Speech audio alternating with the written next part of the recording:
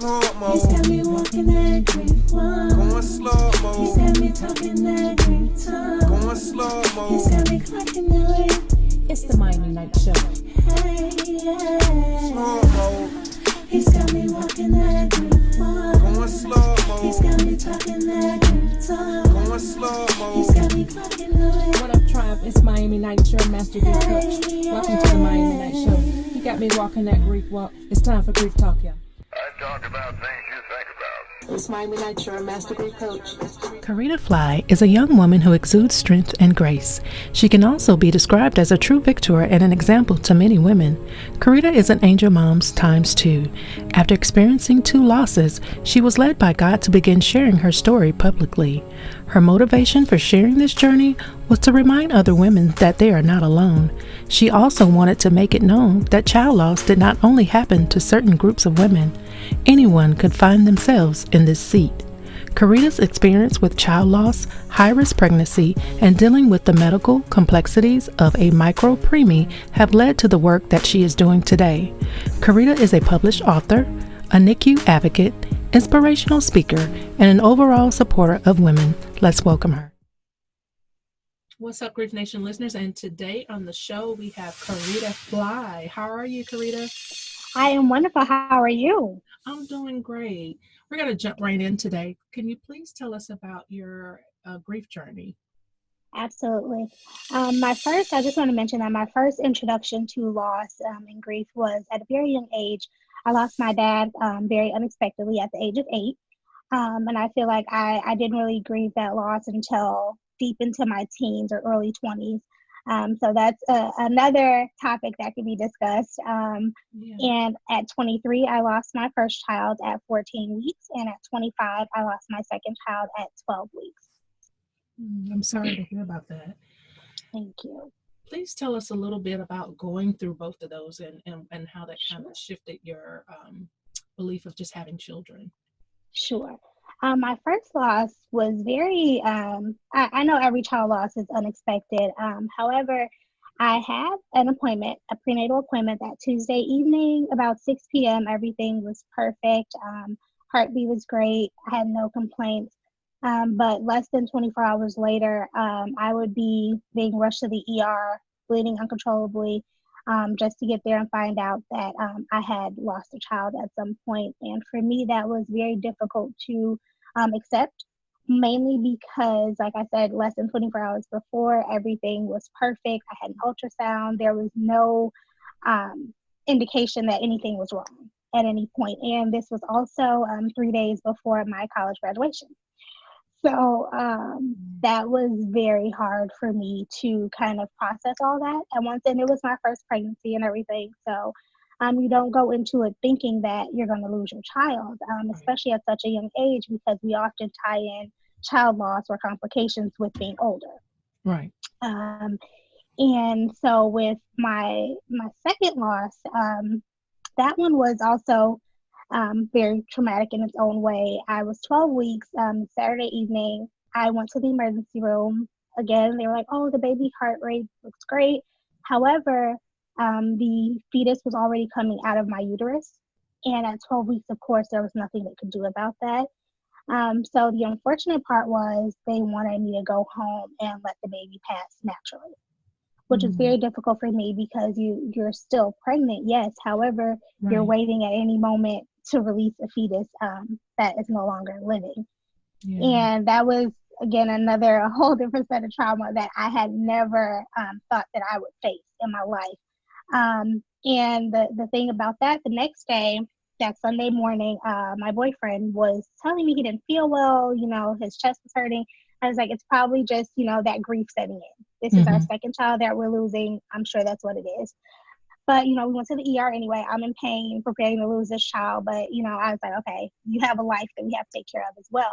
Yeah. And we got to the ER. Believe it or not, his heart rate was 29 beats per minute. So, of course, they decided we have to admit you to the cardiac unit right away. Well, minutes before that happened, I felt the pressure of the fetus about to come out. Standing in the hospital, about to get on the elevator. So I run to the bathroom. Sure enough, the fetus comes out into the toilet. And a lot of people don't realize that at 12 weeks, it's actually a fully developed fetus. It's very small, but it definitely looks like a baby. So I'm looking at this fetus in the toilet and I'm trying to figure out, what do I do at this point? Do Yeah. I call the doctors? Do I call a nurse? Do I just act like nothing happened and get back to his side while he's being admitted? One of the hardest decisions I've ever had to make. Yeah. So I literally just flushed the toilet, pulled myself together, left out the bathroom, went back to his side. He's like, is everything okay? Yep, I'm fine. I just had to throw up. I'm okay. So we get up to the room where he's admitted. And again, I start bleeding uncontrollably. So now at this point, I have to tell the truth about what just happened 5 minutes ago, because now I need help. The nurses came in. They asked me, do I want to go back to the ER? I was like, no. Is there something you guys can do for me up here? You know, can you just help me get cleaned up? I don't want to leave him. Yeah. So they did. They helped me stop the bleeding, get cleaned up, everything, pulled it together. And I went back to tending to him. And with that, I feel like the hardest part about that was I couldn't really acknowledge that I had lost that child until sometime later. When he was well, he had been discharged from the hospital and everything, and I had time to process what that those days looked like for me. So I think with both my losses, it wasn't until much later that I actually went through the grieving process and was able to kind of focus on what had happened, because both losses I feel like were tied to other major events that I had to focus on at the time. And so that was really big for me, just kind of getting to a point in my life where it wasn't until months after the second loss that I really began my journey of healing and kind of working through what I had experienced over the last 2 years with those losses. Wow. Sorry to hear about your losses, but I mean, there's no but. Sorry. I just wanted to say the amazing thing about what was happening and that you shared, there was other events that was happening around that, and which kind of gave you the opportunity to not necessarily focus on them. You know, like you said, it was your graduation and then now your boyfriend. But that does prolong the grief process, even though you had something to focus on, which a lot of people don't, and then they immediately go in. So I just thought that was just, you know, profound for you to have these experiences, you know, simultaneously with what you're already going through. I mean, as women, we're already strong, you know. Well, we were raised to be that way, or we're taught to be that way, and then having to be able to shift your own grief circumstances because of other events, like you stated. I just commend you for being just a woman and being able to process the grief once you felt that, you know, now it's my time to do that. So thank you so much for sharing your story with us. How has becoming an author changed your life? The first book I wrote, it's titled You're Still Here. That was my book that I wrote individually in November of 2019. That was something for me to just write to kind of let other women know that healing is possible. There is definitely light on the other side of that darkness. So I kind of talk about my journey through that, and what that has done for me has allowed other women to kind of come to me with their grief stories, and kind of I've been able to help them through their journeys of healing, which I wrote the book and I wanted to help people, but I never anticipated that so many women, especially young women, would have, you know, been able to relate to what I was talking about. Because like I said before, oftentimes loss, infertility, things like that are connected to older women. And oftentimes as young women, you're ashamed, you know, you're embarrassed, you're like, what's wrong with me? I'm in my 20s and I still can't do this right. So for me, I'm very grateful that I wrote my first book, You're Still Here. And I titled it that because that's what it's all about. No matter what you go through, as long as you're still here, as long as you still have breath in your body, you have a purpose. There's something for you to do. And you have to discover that. That's what's going to get you through the hard times. And so that was very important to me to write that book. And then the book that we're here to discuss, Don't Struggle in Silence, again, that was something that I was drawn to joining because it's so many different stories put together. So there's going to be women all over the world with all different experiences that can relate. And I think that's very important because no one's loss is the same. No one's journey of infertility is the same. as the next person. We all go through different things. So I think it's important to shed light on different stories, different journeys, and different processes of losing a child, or like I said, infertility. Absolutely, because there's so many different types of just pregnancy loss. Yes, After doing the absolutely. research for it, and I was like, wow, so many different people are affected, through different stages of the loss. Yes, yes. And I did have 5 children, but I lost 3 myself. So I understand. But I didn't connect with that grief loss until I actually spoke with Ashley a year ago in Okay. regards to it. It's because, you know, when I started having children in the 90s, so early Okay. 90s. And it wasn't talked about at all. Mhm. I didn't Mhm. know that was something, didn't even realize it was grief. I knew Yeah. I was Yeah. sad. I knew I had all these common emotions that are attached and Mhm. are tied to it. I was sad. I did feel guilty. And Mhm. then right away, you want to have a baby again, Yeah. just because Yeah. that's a loss for you. Yeah. But, Yeah. and I even had my youngest daughter, there was a twin, and Mhm. I remember passing it just like you said, Yeah. and it not realizing that was something at the time that I was going through, Mhm. that was a very serious loss or part of my life. Didn't realize it, but I'm so glad that I'm hearing more about it and that we Mhm. are sharing this story so that women that, like you said, that have experienced this can acknowledge it. Mhm. Because we don't know what the underlying pain that it's still causing. Absolutely. Yep. Yeah. And I like that you did mention that there are different types of loss at different stages. And I think all those losses should be acknowledged. And a lot of times, women who have maybe an ectopic pregnancy or a loss at maybe 5 or 6 weeks, feel like they can't share their story of loss, or feel like, it's something that's not a big deal because they Mm-hmm. were so early on. But there's still a lot of grief and disappointment and guilt attached to that. So I think, again, I love that Ashley is putting all these different stories together to Right. acknowledge all different kinds of loss. Yes, absolutely. So what's next for your journey? Actually, kind of unexpectedly, I guess I've been introduced to more speaking opportunities, which I'm enjoying because I do feel like I have a lot to say about loss and healing and just kind of navigating grief. Like I said, I lost my dad, I've lost 2 children, and so those are all different kind of experiences. Mm-hmm. I feel like my grief from losing my father was different than losing my children. Yeah. And so, and I feel like I've finally reached a place of truly um, being healed from that. And I Mm-hmm. know a lot of people struggle with that. So that's where I am right now, just really wanting to help other women heal. Mm-hmm. Sometimes what we do is we forget or we just kind of brush it under the rug, but you get all these triggers and now you're back in this dark place from that thing that you're grieving that you don't even realize you're still grieving. So I am just on a journey of really publicly speaking more about my own journey in hopes to heal other women and kind of help them realize that what they're going through is okay. And that, like I said, there's hope on the other side. And that's with any kind of loss or grief. It all kind of goes together. You have to get over that hump and process what you've gone through in order to heal, to kind of live the life that you were called to live. Absolutely, absolutely. So, what are some of the other things that you think? I know journaling and processing your grief, but was there any other Mhm. things that you did to help support you in that? I joined a lot of support groups. Okay. That was very big for me. Mm-hmm. Because I wasn't really in a place where I had great support system. My mom, my sisters, my boyfriend, my friends, everyone knew what I had gone through.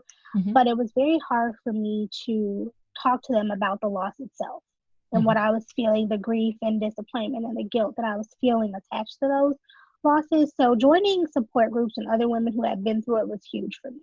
And I made great friends with some of those women. And I think that's what I always recommend. If you don't have anyone in your life that has gone through what you've gone through, find a support group. Find some other women or men, depending on what it is, that have experienced what you've experienced.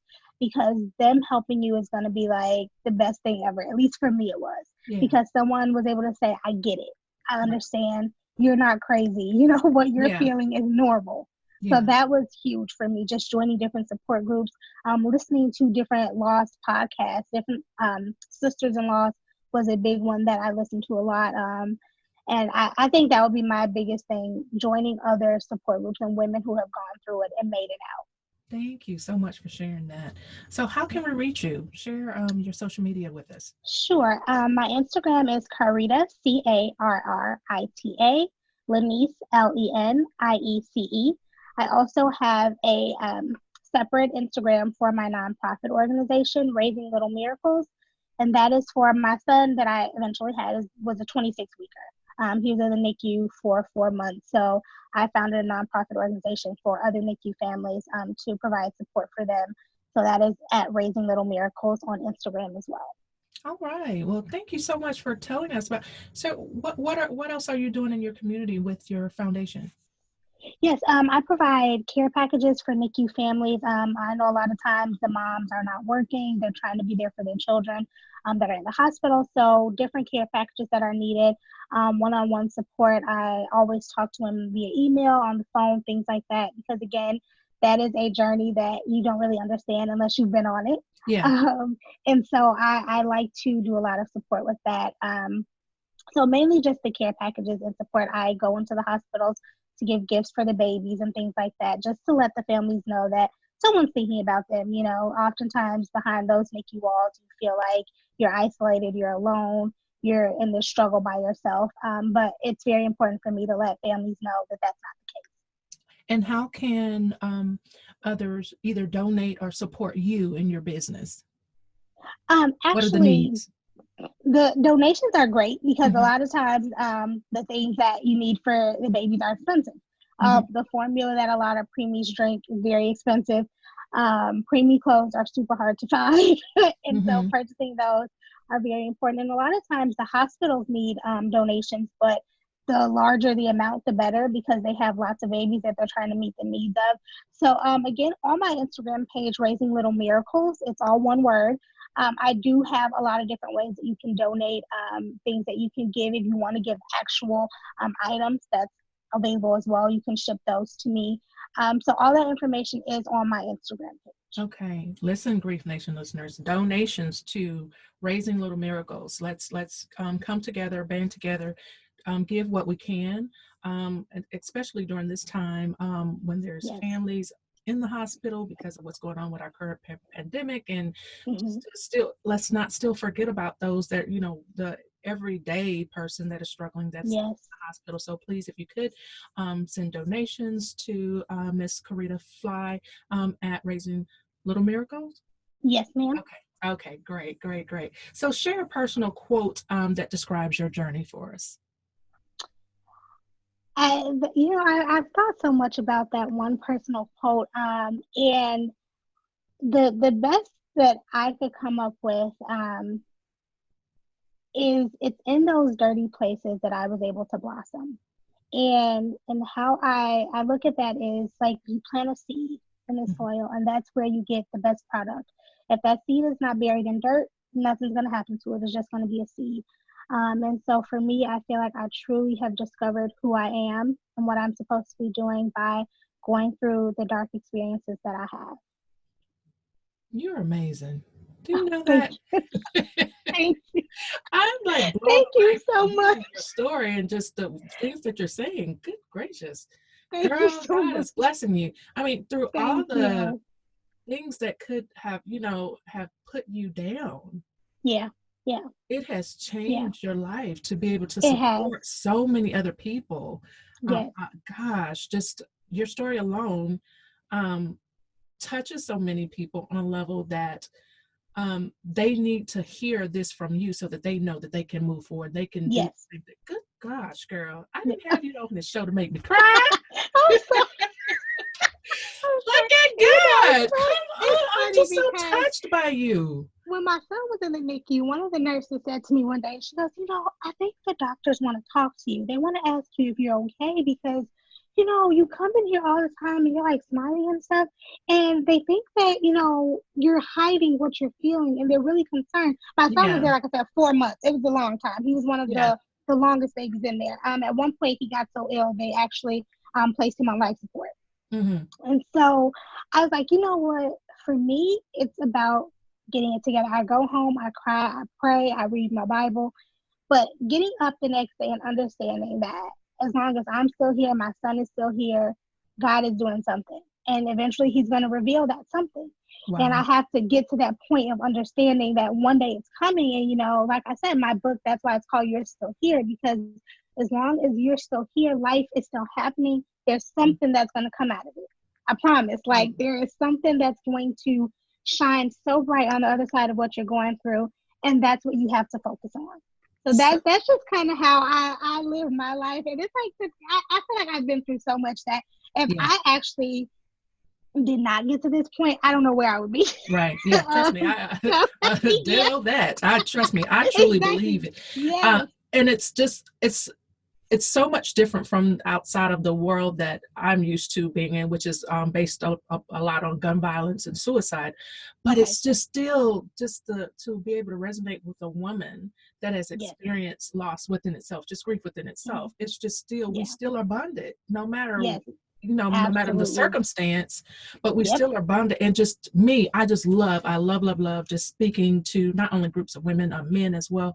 But I just love the fact that the work, the resiliency that comes out of, so much pain. And I'm just so grateful for who you are and what you're doing, and to be able to share that with other women. I'm just sitting here thinking, I'm like, do you know, I just didn't realize from what you're sharing with me. I know I have somebody very close to my family, which is my niece, that have had 2 babies in NICU, and what she struggled with. And, even though the boys they're amazing now, you wouldn't even be able to tell they were preemies, but it's like, gosh, I had someone that's just that close to me, didn't realize, trauma behind it. And, absolutely. So it's definitely meant for you to share your story. I a lot of times we say, oh, I'm so sorry you had to go through this, but I mean, it's for a greater.